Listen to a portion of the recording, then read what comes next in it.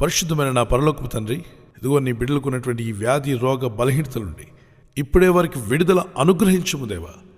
యేసు పొందిన గాయముల ద్వారా మేమంతా స్వస్థత నొంది ఉన్నామని యెషయా 53:5 ఆయన పొందిన గాయముల చేత మేము స్వస్థత నొంది ఉన్నామని వాక్యం సెలవిస్తూ ఉండగా, అపవాది చీకటి శక్తులారా, అనారోగ్యం బలహీనత కలిగించేటువంటి virus, any kind of sickness, ఆ వ్యాధి రోగం అది ఏదైనా సరే యేసు అధికారం గల నామంలో వారిని విడిచిపోమని గద్దిస్తూ ఉన్నాను.